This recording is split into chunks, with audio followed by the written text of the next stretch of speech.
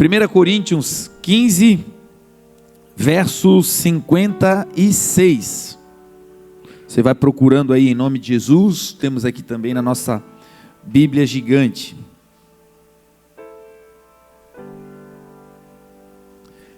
Quem achou diz amém. Amém? Assim diz a palavra do Senhor. Ó aguilhão da morte, o aguilhão da morte é o pecado, e a força do pecado é a lei. Mas graças a Deus, que nos dá a vitória, por meio do nosso Senhor Jesus Cristo. Portanto, meus amados irmãos, mantenham-se firmes, e que nada os abale. Sejam sempre dedicados à obra do Senhor, pois vocês sabem que no Senhor o trabalho de vocês não será inútil. Em outras traduções vai dizer: portanto, meus amados irmãos, sejam firmes e constantes, sempre abundantes na obra do Senhor, porque no Senhor o vosso trabalho não será em vão. Oremos. Pai, te agradecemos, Senhor, pela oportunidade mais uma vez de estarmos na tua casa, de pregarmos, Senhor, o teu evangelho, de recebermos de ti a tua instrução. Espírito Santo, que todos nós agora possamos ser encontrados, achados por ti como uma boa terra. Uma terra, Senhor, que vai receber a poderosa semente da palavra de Deus, que vai acolher essa semente até que ela germine, dê frutos e frutos que permaneçam. Senhor, que toda distração, que tudo aquilo, Senhor, que nos impede de entender a Tua vontade através da Tua palavra, que tudo isso, Senhor, agora seja desfeito, desapareça, caia, e que tudo aquilo que é celestial, excelso, divino, que isso, Senhor, se levante no nosso meio, que nós diminuamos e que o Senhor cresça. Usa-me, Senhor, como um canal sincero, simples, puro, para entregar a tua mensagem, e que a tua palavra seja hoje o que ela sempre é: lâmpada para os nossos pés e luz para o nosso caminho. Espírito Santo, muito obrigado, porque o Senhor já está aqui trabalhando em cada coração. Que seja uma manhã de renovo, de milagres, e que tudo isso seja para a glória do teu nome. A ti, Jesus, juntos nós te damos toda a honra, toda a glória e todo o louvor, em nome de Jesus. Amém. Amém? Irmãos, a palavra que nós lemos, ela vai falar que Deus espera de nós um comportamento, que quando nós conhecemos o Senhor, os céus têm uma expectativa ao nosso respeito. Assim como a relação entre marido e mulher, entre pais e filhos, entre um coordenador, um gestor de grupo e os seus liderados, existe sempre uma expectativa naquela relação. Uma expectativa de comportamento, uma expectativa de comprometimento, uma expectativa de entrega, de doação. E Deus também tem uma expectativa sobre nós. Quando Deus olha para mim e para você, Deus olha para cada um de nós debaixo da sua ótica e com uma expectativa ao nosso respeito. Só que a expectativa de Deus, ela é diferente da expectativa dos homens. Porque por vezes a nossa frustração está em colocarmos em pessoas, e às vezes não é nem em outros, mas em nós, uma expectativa mais elevada do que a nossa capacidade de realização. Às vezes nós esperamos das pessoas que elas retribuam aquilo que estamos fazendo, ou que elas sejam, de alguma maneira, igualitárias na doação, naquilo que nós estamos investindo, e por vezes nós nos decepcionamos, porque entregamos e não recebemos, porque doamos e parece que aquela doação não surtiu efeito, não teve retorno, não tivemos de alguma maneira a nossa expectativa ressarcida por conta do investimento que fazemos. Nós, seres humanos, somos assim, nós colocamos às vezes expectativas uns nos outros, e essa expectativa ela acaba sendo frustrada, porque a nossa ótica, a nossa capacidade de entender o próximo, ela é diminuta. Agora, as expectativas de Deus ao nosso respeito, elas são diferentes. As expectativas de Deus ao nosso respeito, elas são precisas, elas são exatas. Por vezes nós até olhamos para aquilo que Deus nos chamou para fazer e a expectativa que Deus tem ao nosso respeito e pensamos, bom, eu não tenho condições de realizar essa tarefa, eu não tenho condições de ser, essa pessoa que Deus está me propondo ser ou me chamando para ser.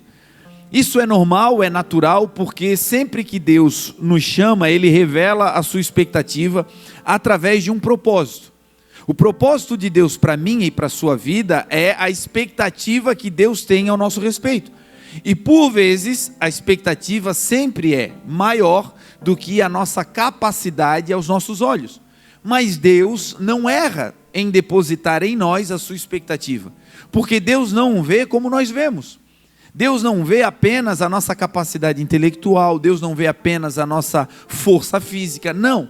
Deus, Ele olha para dentro do nosso coração e mais, Deus sabe aquilo que Ele já colocou dentro de mim e de você como habilidades, que talvez eu e você ainda não descobrimos. Tem muita coisa, meu irmão, que depois que nós encontramos o Senhor, nós vamos descobrir que nós sabemos fazer ou sabíamos fazer, mas que até aquele momento era uma habilidade que estava oculta, era uma capacidade que estava em nós, mas adormecida. É muito comum pessoas que têm uma capacidade de gestionar pessoas, de cuidar de gente, descobrir isso só depois que aceitaram o Senhor. Pessoas que antes de Jesus eram tímidas, eram pessoas que se escondiam, tinham dificuldade de se apresentar em público, de se posicionar, e que depois que o Senhor os chama, começam a ocupar um lugar de destaque, Deus começa a promovê-la, e ela vai se tornando uma referência. Talvez não seja em uma corporação, não seja em uma empresa, talvez não seja no meio eclesiástico, na igreja, mas são pessoas que Deus vai levantando na família, por exemplo. Gente que antes de conhecer o Senhor não tinha voz na casa, não era considerada, não tinha uma palavra que as pessoas pudessem ouvir e seguir, mas depois que começam a andar com Jesus, a coisa começa a mudar. E elas vão descobrindo que tinham valores em si que estavam adormecidos. E o Senhor, quando entra, vai despertando esses valores. Então a expectativa dos céus sobre nós, ela nunca é exacerbada, ela nunca é exagerada. O que Deus deseja, meu irmão, de mim e de você, é que nós possamos apenas nos entregar para viver os seus planos. E aqui nesse texto nós vamos ver um desejo de Deus, uma expectativa. E qual é a expectativa que está no combo desse texto que nós lemos? O texto vai dizer que nós, irmãos de fé, que cremos em Jesus, que confessamos Ele com a nossa boca e que cremos com o nosso coração, Deus espera de nós que nós sejamos primeiramente firmes. Deus, ao olhar para mim e para você, espera que nós sejamos filhos, que não sejamos vacilantes. Homens e mulheres que talvez não tenham muita força, que talvez não estejam na sua melhor condição psicológica, emocional, que talvez não estejam aí com a dotação máxima dos seus recursos para realizar uma demanda, mas o que Deus espera de nós é que nós sejamos homens e mulheres firmes. Ser firme significa pessoas que não são demovidas do seu lugar. Aconteça o que acontecer do lado de fora, pessoas que não retrocedem, que não pegam atalhos, que não saem do lugar aonde Deus as colocou.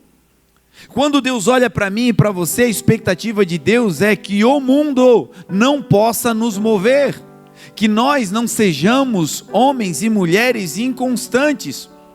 Tiago vai dizer que aquele que pede as coisas a Deus, mas pede duvidando no seu coração, não receberá.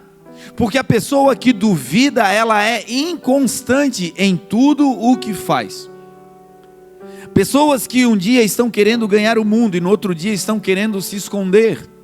Pessoas que em um dia têm a maior alegria do mundo por uma conquista, mas no outro dia, porque algo não saiu de acordo com os seus planos, então desistem da carreira que lhe foi proposta. Pessoas que encontram dificuldades relacionais no seu trabalho, mas oraram para Deus abrir aquela porta.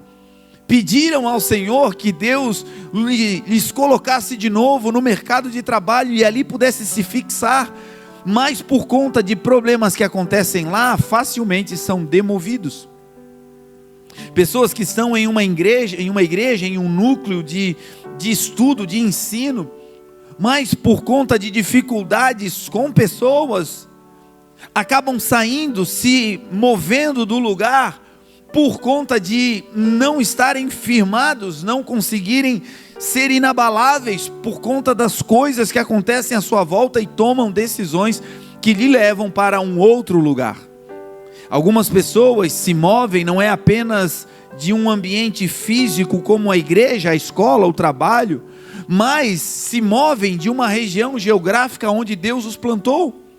Mudam de cidade, mudam de estado, mudam de nação, e não estão indo enviados por Deus, mas fugindo de uma realidade que no lugar que Deus as plantou era difícil. Então o que Deus espera de mim e de você é que nós não sejamos inconstantes, que nós não tenhamos dúvidas sobre aquilo que Deus nos chamou para fazer. Deus tem uma expectativa, e o texto diz: meus amados irmãos, sejam firmes. Firme significa estar em um lugar enraizado, colocar as nossas raízes de maneira profunda, de tal forma que do lado superior, do lado exterior, aonde o vento nos açoita muitas vezes, aonde o sol nos castiga, aonde a dificuldade está à nossa volta, possa até nos balançar, mas em Cristo nós não seremos removidos da sua palavra e da sua promessa. Devemos ser como aquele homem, aquela mulher do Salmo 1, bendito é o varão que não anda segundo o conselho dos ímpios, não se detém no caminho dos pecadores, não se assenta na roda dos escarnecedores, antes tem o seu prazer na lei do Senhor, e nela medita de dia e de noite, pois será como árvore plantada junto ao ribeiro das águas, a qual dá o seu fruto na estação própria, as suas folhas não caem, e tudo quanto fizer vai prosperar. Perceba que o Senhor espera de nós, em um primeiro momento, algo que não é tão difícil de realizar. Perceba que a expectativa do Senhor começa com um pedido simples: meus amados irmãos, fiquem no lugar que eu os coloquei. E como é difícil para nós, seres humanos, com a nossa ansiedade, com a nossa mente acelerada, com as nossas dificuldades de aguardar o tempo do Senhor, como é difícil cumprir uma tarefa simples como não se mova. Porque quando Deus diz, vá, meu Deus, que alegria, bota uma mochila nas costas, deixa tudo para trás e vamos embora. Quando Deus diz, chega, acabou o teu tempo, desmonta a barraca e vai, meu Deus.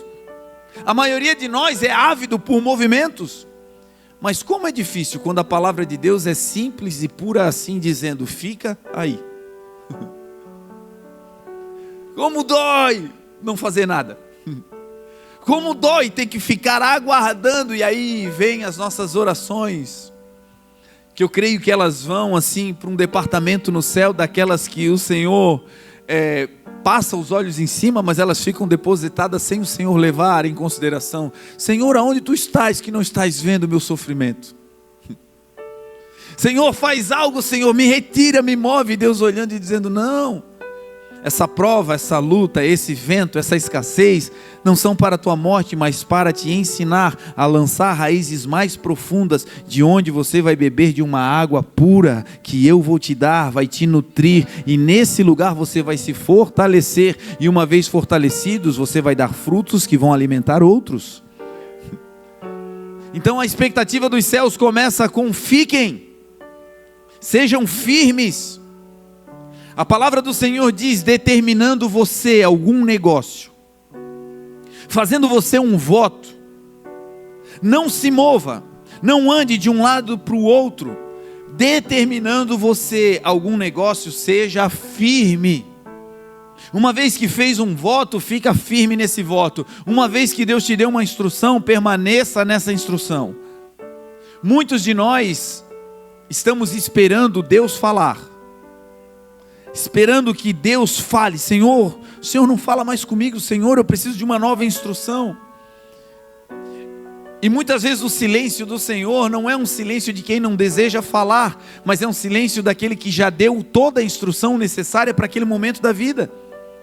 Lembremos-nos de Abraão, quando Deus o visita e ele estava em um momento confortável, em um momento bom, em um lugar no meio da sua casa, da sua família, e Deus vem a ele e diz: Abraão, se mova, saia desse lugar, da tua terra, da tua parentela, e vai para o lugar que eu te mostrarei. Abraão está em um lugar, em uma condição que ele deseja ficar, e Deus dá uma palavra para ele se mover. Agora tinha um lugar que Abraão não podia se mover, e qual era? Abraão não podia se mover da sua palavra, da palavra de Deus. Às vezes permanecer não é permanecer fisicamente, é permanecer andando na direção que Deus te enviou, é permanecer indo para o lugar que Deus projetou para sua casa, para sua família, é permanecer deixando as coisas que para trás devem ficar. A vida pregressa, os velhos hábitos, os velhos costumes, a velha criatura, o velho modo de agir, deixando isso para trás e permanecendo, ficando firme no lugar novo, de novidade de vida que o Senhor nos chamou, nos conduziu e nos colocou. Abraão recebeu essa palavra do Senhor: permaneça fazendo o que eu te mandei fazer, Abraão, siga, permaneça nessa palavra. E você não vai ver Deus falando de novo com Abraão, até que ele chegasse no lugar destinado por Deus. Quantas vezes no meio do caminho, talvez Abraão parou para dizer: Senhor, fala comigo. Senhor, eu estou longe de casa, eu estou num lugar que é distante da minha realidade, eu estou aqui porque lá atrás o Senhor falou, mas tem tanta dificuldade aqui. Quantas guerras Abraão passou, quantas cidades difíceis ele teve que entrar, por momentos a sua família sendo atacada, a sua fé sendo abalada, mas ele precisava permanecer. E talvez em algum momento pedindo ao Senhor: Senhor, fala de novo comigo. E o Senhor não falou de novo, porque ele já tinha toda a instrução para chegar até o lugar da sua promessa. E eu creio, meu irmão, que muitos de nós não precisamos mais de uma nova palavra, nós só precisamos permanecer na palavra que o Senhor já deu. Foi Jesus quem disse: aquele que permanecer fiel até o fim, esse receberá a coroa da vida. Então começa com: sejam firmes, não se abalem, não sejam inconstantes, permaneçam nesse lugar. E depois vem o tema dessa manhã: não apenas firmes, mas sejam firmes e constantes. Firme significa estar em um lugar e não ser removido desse lugar. Agora, constante é: no lugar que você está, siga fazendo aquilo que Deus te chamou para fazer. Porque são duas coisas muito diferentes. Tem gente que está firme, está no lugar que Deus chamou, está na casa, na família, no casamento, no emprego, no trabalho, na igreja, permaneceu aí, só que está ali ocupando apenas um território, não está sendo constante, deixou de fazer o que foi chamado para fazer na casa, na família, no trabalho, na igreja. Está no lugar, mas não está mais produzindo. Está no lugar, mas não está mais se doando. Está no lugar, mas está no lugar apenas para bater o cartão. Conhece gente que tem esse espírito? Que vai ao emprego, mas não vai mais para produzir, ele vai apenas para bater o cartão de entrada. E tem gente batendo o cartão na sua relação com Deus. Domingo de manhã, glória a Deus, aleluia, é das 9 ao meio-dia, eu já chego perto das 11, saio bem na hora que acaba o culto, aleluia, bati o cartão, semana ganha. Tem gente que tem essa relação com a família. Bom, eu saio para trabalhar, eu conquisto dinheiro, boto dinheiro dentro de casa, o pão sobre a mesa, mas não contem com mais nada, essa é a minha contribuição, bati o cartão. E os filhos não precisam do presente, precisam é da presença. E o marido e a esposa não precisam do dinheiro ou do cartão de crédito. Se tiver, que bênção. Mas não é isso que contém ou que mantém uma família. O que mantém uma família é o se assentar em volta da mesa, é o trocar ideias, é fazer coisas simples, mas juntos, não apenas cumprindo um protocolo. Então tem muita gente que na sua vida também com Deus, na sua vida espiritual está assim. Canta, mas canta porque está na escala, toca, mas toca porque foi chamado. Leva os alimentos aos moradores de rua porque é o seu dia de levar. Perdeu a paixão, perdeu a constância. Prega porque já decorou a Bíblia toda, mas já não arde mais. E o Senhor está dizendo: eu não quero vocês apenas no lugar certo. Eu quero vocês firmes no lugar que eu coloquei vocês, mas constantes, queimando como no primeiro dia, ardendo como no primeiro amor, fazendo como vocês faziam lá no primeiro amor, quando eu chamei vocês. Não apenas sejam firmes, mas sejam firmes e constantes. E se tem algo que nós seres humanos desprezamos, é o valor da constância. A maioria de nós, se pudéssemos orar pedindo a Deus uma habilidade, grande parte de nós oraria pedindo: Senhor, me dê velocidade. Velocidade, Senhor, velocidade de raciocínio, velocidade para tomada de decisões, velocidade física para que eu possa me apresentar antes dos meus adversários, para que eu possa viver as oportunidades que o Senhor tem me dado. Senhor, me dê velocidade. Capacidade de chegar rápido, de fazer as coisas, de otimizar o tempo. Senhor, me dê velocidade. Porque como é lindo ver alguém veloz. Como é lindo você ver alguém que tem uma habilidade e exercendo aquela habilidade e faz isso velozmente, torna algo complexo em algo fácil. Você diz: meu Deus, já acabou? Eu tenho essa sensação todas as vezes que eu vou no dentista. O nosso dentista, ele é um expert, ele é excelente no que faz. E ele transforma coisas complexas em algo extremamente simples e rápido. E quando eu chego, eu digo: meu Deus, não fez nada. E quando ele me mostra o que fez, eu digo: foi isso tudo? Porque é uma habilidade associada à experiência, e isso tudo dá a ele velocidade. E a maioria de nós gostaríamos de ser velozes. Outros, se pudessem pedir algo ao Senhor, pediriam força, capacidade de arrastar o mundo nas costas, capacidade de trabalhar em rotinas que não tivessem intervalos, que não se cansassem da demanda da casa, da família, do trabalho. Quantos estão nesse final de ano, agora, sentados aqui, diante de mim, e o sentimento da sua alma é: meu Deus, eu estou morto.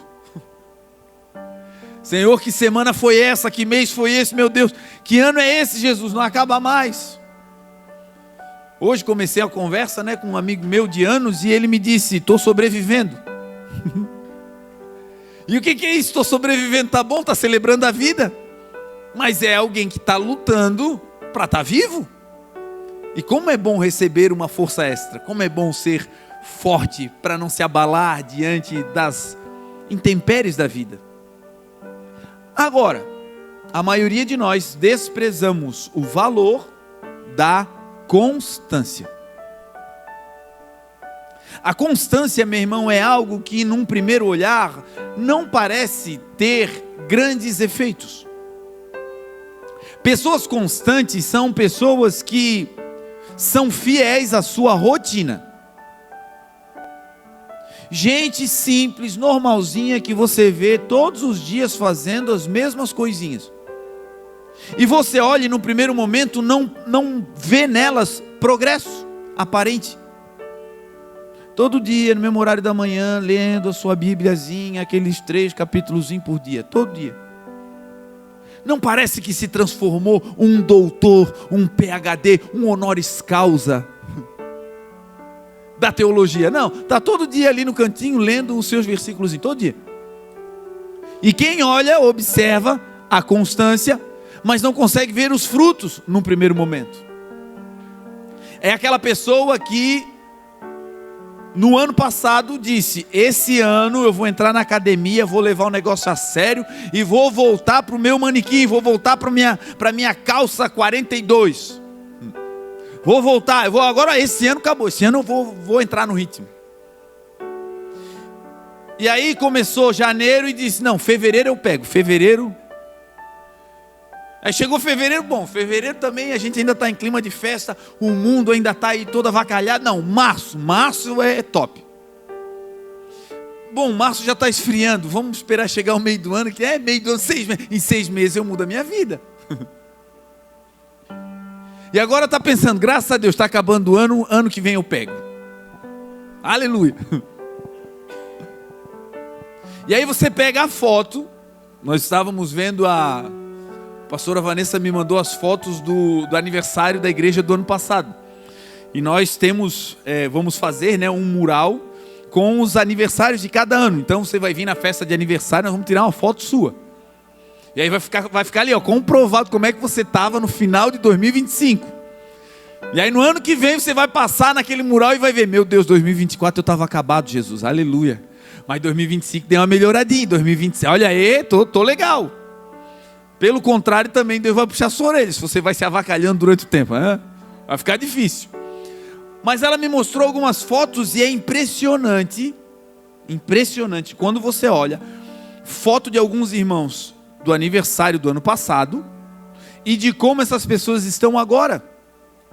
Gente que decidiu cuidar do seu corpo, cuidar da sua vida. Pessoas que alguns perderam mais de 20 quilos. Mas não perderam 20 quilos em 2 dias. Sabe como é que perderam 20 quilos? 1 graminha por dia. Todo dia fazendo a mesma coisinha. Todos os dias fazendo coisas que quem olha e diz: não está dando em nada. 1 ano depois a gente olha e diz: uau! Onde é que está o poder? Foi veloz? Não. Foi forte? Não. O que foi? Constante. Meus amados irmãos, sejam firmes, mas agora que são firmes, sejam constantes. Um pouquinho de cada vez e vocês vão ver o progresso incrível que Deus vai realizar nas nossas vidas. A manhã de hoje é para falarmos sobre esse tema, sobre perseverar, sobre ser constante. Vamos falar aqui hoje sobre 3 coisas extraordinárias que a constância realiza na nossa vida. Número 1, a constância. Quem é constante no meio da tempestade? Pessoas que no meio da tempestade não desistem, no meio do olho do furacão não desistem. Porque ser constante quando tudo está dando certo, meu irmão,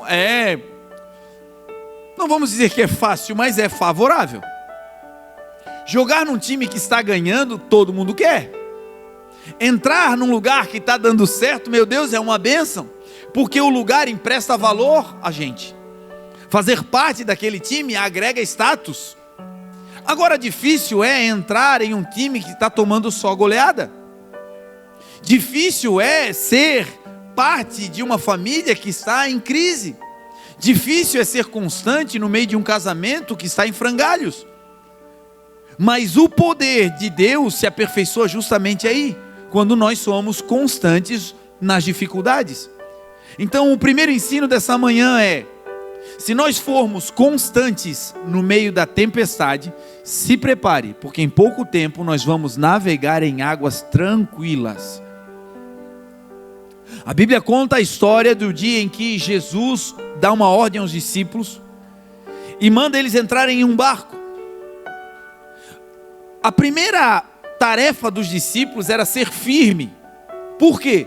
Porque uma tempestade começa. E quando essa tempestade começa, qual é a tentação dos discípulos? A tentação dos discípulos é, no meio da tempestade, não ser mais firme. Ou seja, sair do lugar que Deus colocou. Sair do trajeto, sair da rota, ou talvez até abandonar o barco. Chega um momento, meu irmão, que a dificuldade é tão grande, que parece que a única solução que temos é abandonar o barco. É um filho que está nas drogas, que está tão revoltado, está tão fora de si, está tão deslocado da realidade, que parece que a única opção que temos é pular do barco. São casamentos que estão passando por dificuldades extremas, e que essas dificuldades, na maioria das vezes, não são nem relacionais, mas são dificuldades que chegaram à casa, à família, por conta do desgaste que essas pessoas estão sofrendo, por dificuldades financeiras, por troca de cultura, estão no meio de um outro povo, e o casamento está sendo desgastado por isso, e dificuldades estão assolando essa relação, e muitas vezes parece que o desgaste é tão grande que a única opção é pular do barco.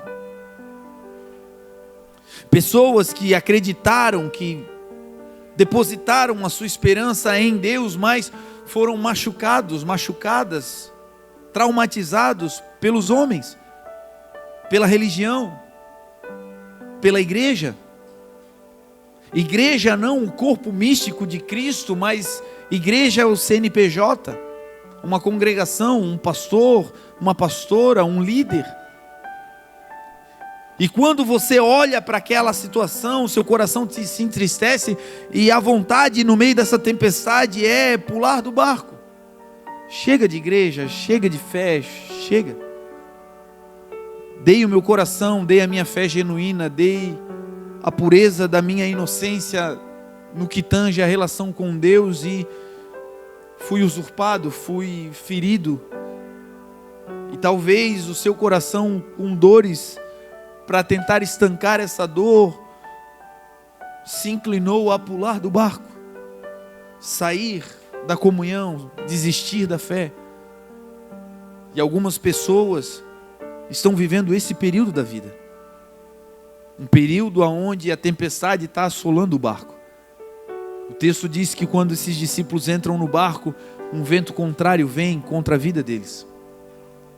Ser firme e constante com o vento contrário, meu irmão, é uma habilidade que Deus deu a nós, e que parece num primeiro momento que não tem resultado algum, porque você não vê progresso. Remar num vento contrário significa fazer força, muita força, e progredir pouco. É fazer muita força para manter a família unida e não ver muito resultado. É fazer muita força para tentar saldar as dívidas, mas ver a montanha crescendo. É sair de manhã cedo, ir trabalhar, voltar para casa à tarde e não conseguir botar a casa em ordem. Vento contrário. Fazer muita força e progredir pouco. Algumas pessoas, o seu grande desafio é exatamente esse. Gente que está sobrevivendo. E talvez você, ao se comparar, ao olhar para quem está à sua volta, diga: meu Deus, esse ano praticamente foi um ano perdido. Foi um ano perdido porque eu estava em um lugar de tranquilidade e agora estou no meio dessa tempestade. Eu estava em uma condição financeira, emocional melhor, e esse ano foram tantos desafios que meu Deus, eu só estou vivo. E talvez você não tenha dimensão, compreensão da grandeza, de como Deus olha o seu comportamento ao se manter dentro do barco. Talvez você não tenha noção de como o Senhor te vê aos seus olhos, por você se manter constante, remando, fazendo força, sem progredir muito, sem ter a colheita para se alegrar ainda. Meu irmão, eu quero declarar sobre você a palavra de Deus. Você que está vivendo esse momento em que você está remando muito e vendo pouco progresso, o Senhor, quando te vê como um herói da fé, te vê como um homem e uma mulher que são dignos de serem tratados com alta relevância, porque para você é apenas sobrevivência, mas para quem está à sua volta é ensino, para quem está à sua volta é uma mensagem poderosa de que ainda que você tenha perdido algumas coisas no plano natural, você não abandonou a sua fé. E isso, para as pessoas que estão te vendo, é um grande testemunho. E mais, esse tempo em que você está remando contra o vento e que parece de pouco progresso, é exatamente o tempo necessário que Deus precisa para te encontrar no meio dessa tempestade. Esse ano ainda não terminou e eu quero profetizar que existem famílias aqui que estavam sendo açoitadas pelo vento, vivendo o vento contrário, mas porque não pararam de remar, vão ter um encontro poderoso com Jesus no meio dessa tempestade. Jesus poderia ter descido do monte e ido atrás dos discípulos no começo da noite. Jesus poderia ter andado sobre as águas para ir até o encontro daquela embarcação às 11 horas da noite, à meia-noite, à 1 da manhã, mas não, Jesus escolheu, decidiu ir às 3 horas da manhã, na quarta vigília da noite. Por quê? Porque quando um filho e uma filha decidem, com toda a sua força, talvez com a pouca força que tem, obedecer e ser constante naquilo que Deus deu, o Senhor dos céus contempla, o Senhor dos céus fortalece, porque também nós não podemos nos esquecer que os discípulos estavam remando, mas a força deles, apesar de cansados, não acabou antes de Jesus chegar. Saiba, meu irmão, você que está sendo constante, a sua força, a sua energia não vai terminar antes que Jesus te encontre no meio dessa tempestade. E Jesus já está vindo ao nosso encontro. Jesus já está descendo da montanha e entrando em casamentos, em lares, em famílias, em ministérios, em corações. O texto diz que eles estão cansados de remar, mas não jogaram os remos fora. Não jogar os remos fora significa não abandonar o que Deus deu. Tá ruim, mas é a família que Deus me deu. Vamos embora, é com vocês que Deus vai fazer uma revolução. Tá ruim, tá difícil, mas é na casa que Deus me plantou. É com os irmãos de fé que Deus me constituiu. É na cidade que Deus me colocou. Não está fácil, mas eu sei que foi Jesus quem me colocou nessa função. Então eu não vou me mover, eu não vou voltar atrás, eu não vou jogar os remos fora. Eu vou seguir fazendo todo dia com constância aquilo que Deus me mandou fazer. E porque foi firme, agora está sendo constante. Daqui a pouco, no meio dessa tempestade, vai brotar uma visão nova. Algo que você no meio da tempestade não conseguia ver, mas que só Jesus pode te mostrar, vai começar a acontecer. Essa é a dádiva dos constantes. Quem é constante vê coisa que a maioria das pessoas não conseguem ver. Quem é constante vê os números da balança diminuindo dia por dia, o que a maioria não consegue ver. Quem é constante vê o casamento sendo transformado. Quem é constante vê o filho sendo restaurado. Quem é constante consegue ver coisas que quem se move com facilidade não verá. Por isso a palavra do Senhor diz: meus amados irmãos, sejam, não é estejam. Estar é uma conotação momentânea, transitória. Eu posso estar firme hoje, mas amanhã me abalar. A palavra do Senhor está dizendo que nós devemos ter um método de vida, um estilo de vida, e esse estilo não é estar, mas ser. Sejam firmes, e junto com essa firmeza, sejam constantes. 2025, meu irmão, talvez foi o ano que a maioria de nós passou por provas severas. Mas o fato de chegar no final do ano aqui num culto de domingo pela manhã é uma mensagem poderosa para os céus, de que você não abandonou a sua fé, de que você continua crendo no Senhor, de que você está disposto a seguir remando o tempo que for, porque nós temos uma esperança. Antes que as nossas forças se acabem, Jesus vai entrar no barco. Antes que as nossas forças terminem, nós vamos ver Jesus de uma maneira como nós nunca antes vimos. Foi pela constância que aqueles 12 homens viram Jesus andando sobre as águas. Eles relataram, ninguém mais viu. Tem coisas que Deus só mostra para os constantes.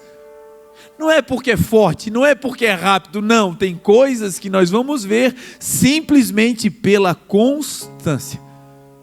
Aqueles 12 homens, porque não largaram os remos e permaneceram remando e fazendo o que Deus mandou, viram Jesus como ninguém na humanidade jamais tinha visto. Ah, meu irmão, Deus vai se mostrar para você como um pai fiel. Deus vai se revelar a você como um amigo que não abandona no meio das crises. Vamos ter uma intimidade com o Senhor tal que no final a gente vai dizer, valeu a pena.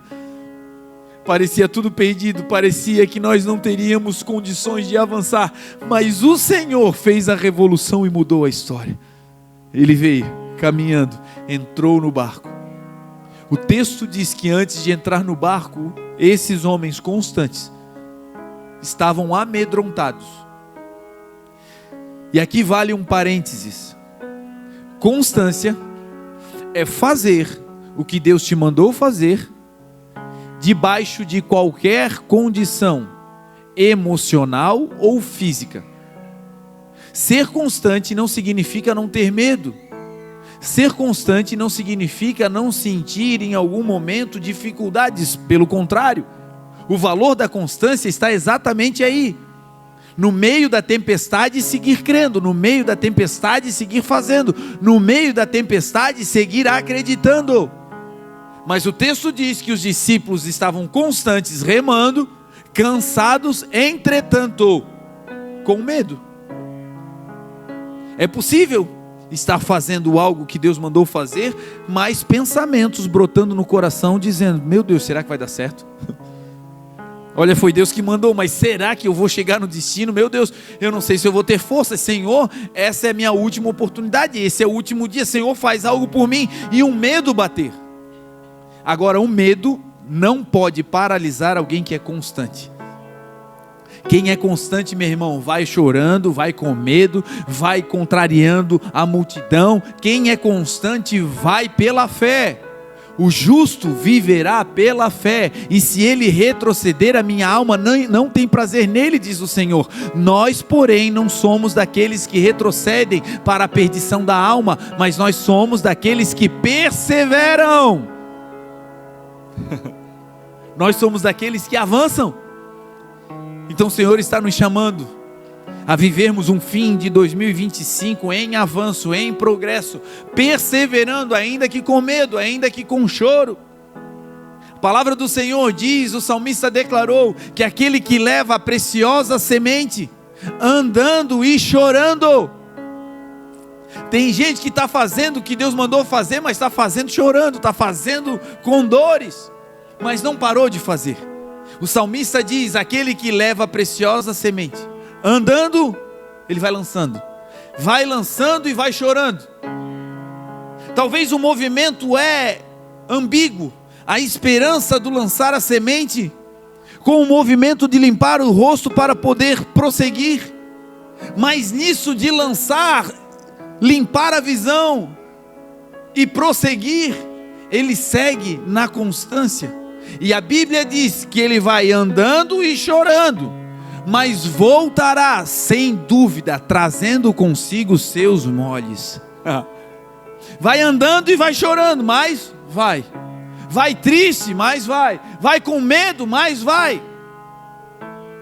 Quem treina aqui sabe quantos dias você levanta feliz dizendo, ai que bom, vou lá treinar.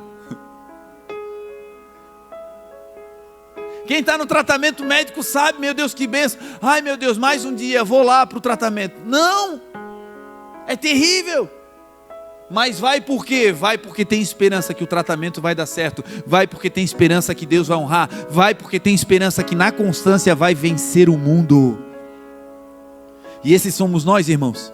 Gente que o Senhor está dizendo, eu tenho uma expectativa ao teu respeito. Eu sei que tem dificuldades, eu sei que tem vento contrário, mas a minha expectativa é não pula do barco. E mais, seja constante, siga fazendo aquilo que eu coloquei nas suas mãos. O texto diz que quando Jesus se apresenta, Jesus diz: sou eu, não tenham medo. E aí Pedro, que está dentro do barco, agora vai pedir para andar sobre as águas, para ir junto ao Senhor. Olha o prêmio de quem é constante. Aquilo que era a maior dificuldade deles, que era lidar com a água no meio da tempestade, para quem é constante, um dia vai se tornar em uma área de domínio público. Você que é constante e tem dificuldade de falar em público, se todos os dias você se esmerar e treinar e se expor, vai chegar um dia que você vai ter isso em domínio público. E as pessoas vão olhar e vão dizer: uau! E você vai olhar e vai dizer: não. Foi todo dia passando por esse sofrimento. As pessoas que hoje dizem: meu Deus, eu nem leio a Bíblia porque não entendo. Se você ler um versículo todo dia, um versículo, no final do ano, você vai ter uma biblioteca no seu HD interno, com palavras do Senhor, que quando as pessoas disserem, você vai dizer: essa palavra é tal. E as pessoas vão dizer: meu Deus, que mestre na palavra. Não, constância. Começou lendo e não entendia, começou lendo e não guardava nada, começou lendo e dizia: meu Deus, eu acho que eu tenho problema psicológico, porque eu leio num dia e esqueço tudo no outro. Mas porque foi constante, as pessoas vão ver você abrir a boca e vão dizer: uau. E você vai dizer: não, é constância. Um dia de cada vez. Pedro e os discípulos estavam com uma dificuldade enorme de lidar com a água daquela tempestade, porque as ondas eram grandes, o vento era contrário. Aí agora que Jesus chega, vai premiar a constância deles. Aquilo que era o maior desafio agora para Pedro é uma área de domínio público. Todos eles viram Pedro andando sobre as águas. Você que está nessa dificuldade com o filho, com a família, com a vida financeira, se você não desistir, daqui a um tempo, você vai se tornar uma autoridade nessa área, e Deus vai te usar publicamente para usar o testemunho da constância para libertar a vida de outros. Pedro vai, e quando eles voltam juntos, e quando Jesus pisa no barco, vem o prêmio. O texto diz que quando eles pisam dentro do barco, se faz completa bonança. Não sei você, mas para mim uma das coisas mais prazerosas do Evangelho é quando a promessa é realizada na vida de alguém. Quando você vê alguém que tinha uma promessa de Deus, e ele lutava para seguir na direção daquele sonho, fazia de tudo que era possível para realizar, para andar na direção daquele sonho, mas o tempo ainda não tinha chego, as dificuldades que são inerentes ao fortalecimento, ao crescimento de quem vai se tornar em alguém constante, também vieram contra a sua vida, e eles lutavam. Aí chega um dia que Deus premia aquela luta. Chega um dia que vem um laudo dizendo: está curado, está curada. Chega o dia em que vem um laudo dizendo: está grávida, vai ter filhos. Chega o dia que vem um laudo que vai dizer: olha, aquilo que você tinha já não tem mais. É milagre, é mistério, Deus fez. E quando você vê isso se cumprir, é como se você visse alguém sair da tempestade e começar a navegar em águas tranquilas. É como se alguém que estivesse dentro de uma embarcação que estava sendo açoitada, agora estivesse navegando e desfrutando de um momento de paz, de tranquilidade, e indo na direção dos novos sonhos que o Senhor tem para a sua história. Essa é a dádiva do Evangelho. Esse texto que eu estou recitando aqui aconteceu no Mar da Galileia. Uma tempestade enorme com ondas grandes. Irmãos, o Mar da Galileia é um lago. O Mar da Galileia não é um mar, é um lago. É grande, mas você consegue ver de uma extremidade o final do lago. Não é um mar, é um lago. E aí quando você vai lá em dias normais, você olha e diz: meu Deus, como é que pode ter onda grande aqui a ponto de quase afundar um barco? Meu Deus, o ambiente não parece ter capacidade de produzir isso. E aí você vai ver que tudo que aconteceu ali foi permissão e estava no script de Deus. Nada estava fora de controle. Assim como na minha e na sua vida, meu irmão. Tem coisas acontecendo que você olha e diz: olha, eu não semeei isso, eu não plantei isso, eu não sei de onde que veio isso, porque o tempo e o acaso afetam tudo e todos. Agora, para ser constante e ser firme, só precisa de uma coisa: depositar a sua fé em Jesus e saber que ainda que você esteja no olho do furacão, no meio de uma tempestade, o Senhor está contigo. Uma coisa extraordinária. Uma das experiências mais lindas que eu tive com o Senhor foi no Mar da Galileia, em uma viagem que a gente fez no ano passado para Israel. Eu tenho uma paixão que é pescar, eu amo pescar. E durante a minha vida inteira, talvez o texto que eu mais preguei é esse texto que fala sobre as coisas que aconteceram no Mar da Galileia. E quando nós chegamos no Mar da Galileia, eu me lembro que tinha um barquinho encostado, era na época da guerra, quase ninguém estava em Israel, nós fomos para lá e só tinha um barco que estava entrando no mar, não tinha mais ninguém. E eu me lembro que quando nós entramos no barco, na embarcação, não tinha absolutamente nenhuma outra embarcação no Mar da Galileia. E o barco parou no meio do mar assim. E quando o barco parou, a sensação que eu tive era de que o mar estava tão calmo que parecia sólido. Não tinha um vento soprando, as águas não se agitavam, o barco não balançava, era uma calmaria tão grande. E essa calmaria tão grande foi similar a que os discípulos viveram depois que Jesus pisou no barco. Perceba que era o mesmo barco agitado, o mesmo barco açoitado, perceba que era o mesmo mar, mas depois, por conta da constância, no mesmo lugar que foi de choro, de pranto e de dor, eles agora têm uma paz enorme para desfrutar da paisagem. Deus vai fazer coisas extraordinárias na minha e na sua vida, simplesmente pela constância. E nessa área que parece área de morte, nós vamos ainda dar passeios, desfrutando da bondade de Deus com todos aqueles que Deus colocou na nossa vida. Creia no Senhor Jesus e será salvo tu e toda a tua casa, é o que diz a palavra. Número 2, prêmio da constância. Aqueles que são constantes no fundo do poço terão experiências sobrenaturais com Deus. Me lembro que quando eu me converti, comecei a ir à igreja e eu vi as pessoas profetizando. E as pessoas falavam coisas do altar para as pessoas que estavam nas cadeiras ouvindo a palavra. E eu me lembro que no começo eu ficava meio contrariado, meio cético. E eu ficava pensando, não, isso aí deve ser uma combinação, alguém conta da vida deles para quem está lá, deve ser alguma coisa enjambrada, não pode. Até que um dia veio um pastor de fora e começou a falar, profetizar para alguém que estava perto de mim, que eu conhecia a vida. E eu sabia que essa pessoa não conhecia quem estava pregando, enfim. Meu Deus, que loucura, só pode ser Deus. E depois que eu vi que Deus usava pessoas para falar com alguém, eu comecei a ir para a igreja, esperando que Deus também falasse comigo. E aí eu ia para a igreja e já não prestava mais atenção na mensagem, eu ficava falando comigo, meu Deus, fala comigo, Deus, fala comigo. Senhor, usa esse pastor, esse presbítero, usa alguém para falar comigo, Senhor. Senhor, fala comigo.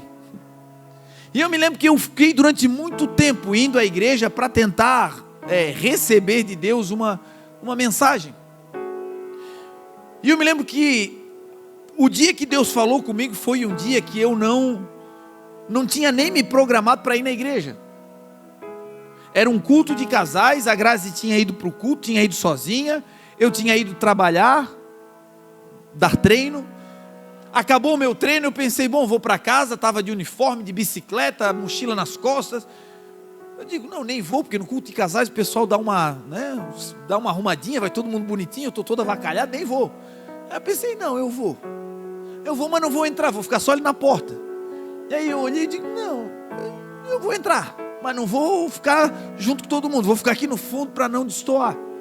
Botei a bicicleta, entrei na igreja. Quando eu entrei, que eu estou passando no fundo da igreja assim, como se fosse lá na house, Quando eu estou passando, o irmão que está pregando diz assim: ei, tu aí. Eu falei: ei, tu aí não deve ser comigo, porque hoje não está valendo, Deus não vai falar comigo, eu nem estava no culto. Hoje não está programado. E aí ele disse: ei, tu aí de mochila nas costas.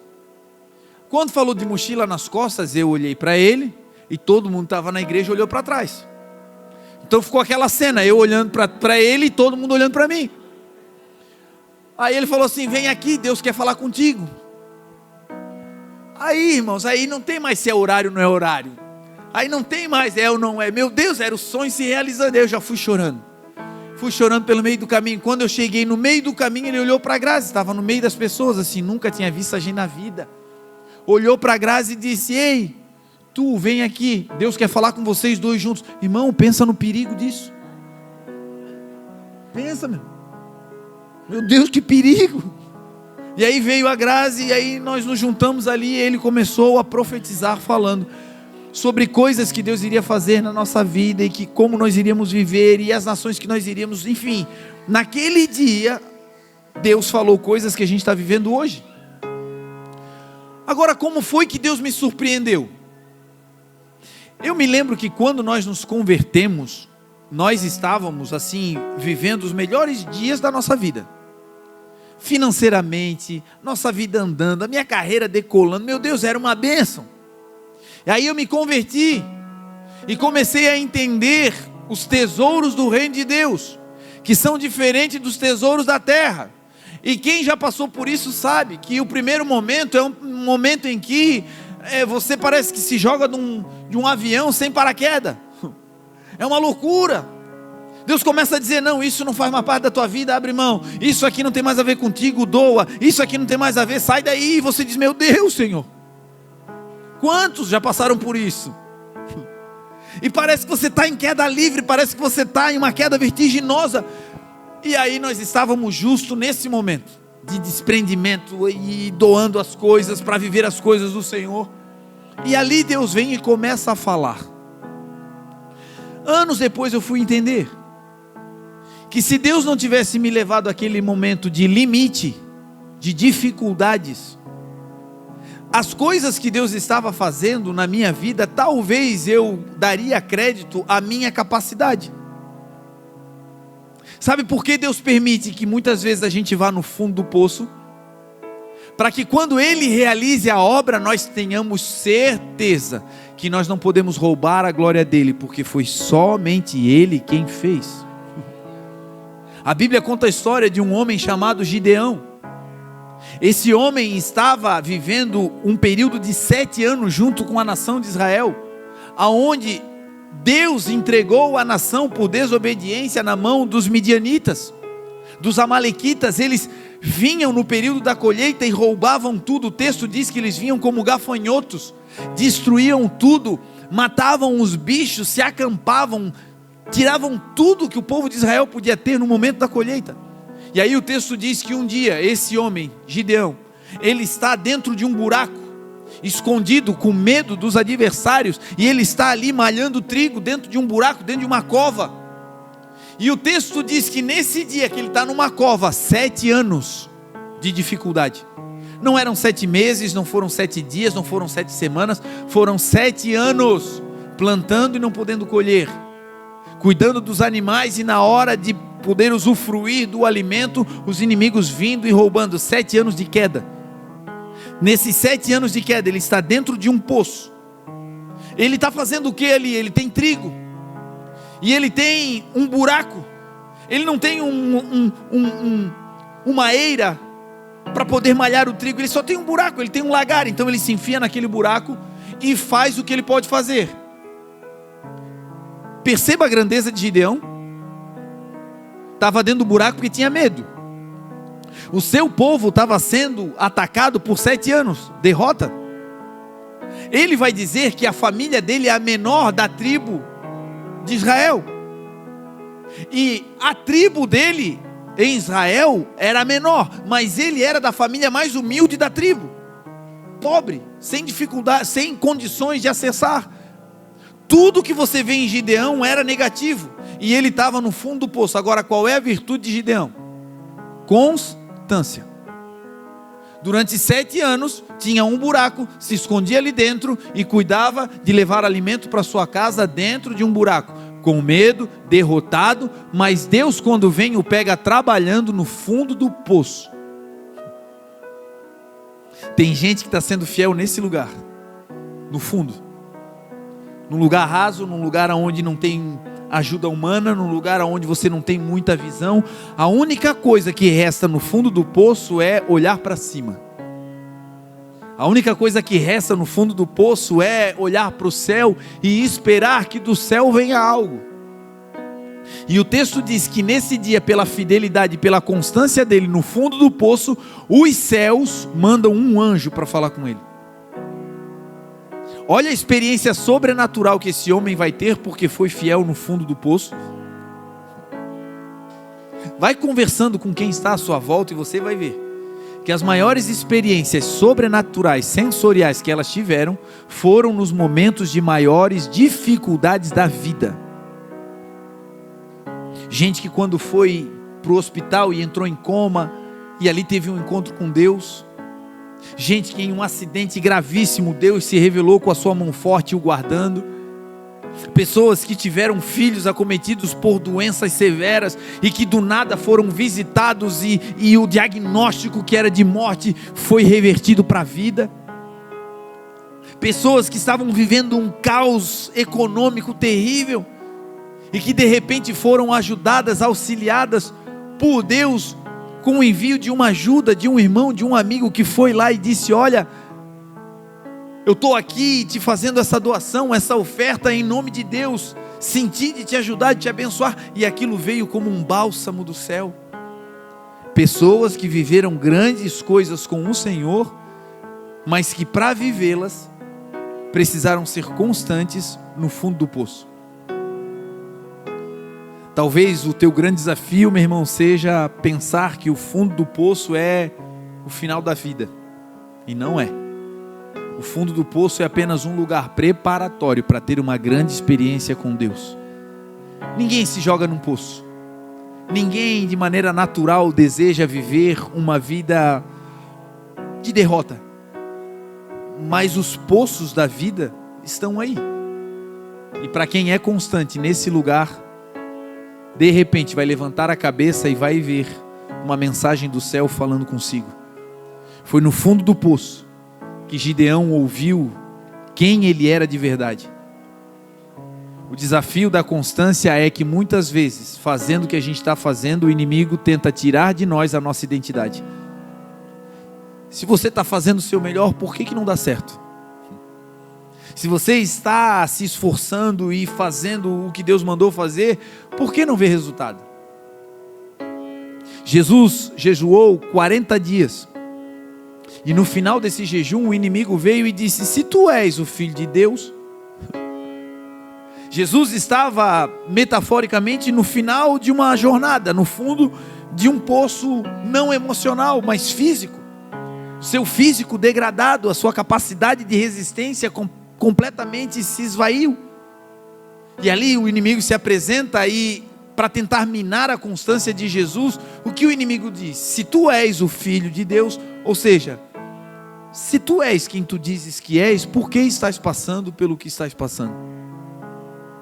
E esse é o nosso desafio, gente.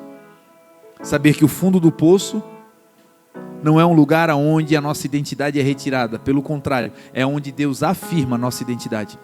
O texto diz que o anjo vem no fundo do poço, olha para Gideão e declara: você é um valente guerreiro. Você é um homem de valor. Ele estava com medo dentro de uma cova no fundo do poço, e os céus olham para ele e chamam ele de valente guerreiro. Porque os céus, para quem é constante, não falam daquilo que a gente está passando, mas falam daquilo que a gente vai ser. Talvez hoje dificuldade, talvez hoje problemas, mas o céu não fala para você do que você está passando. O céu vai falar para você daquilo que você vai ser no Senhor.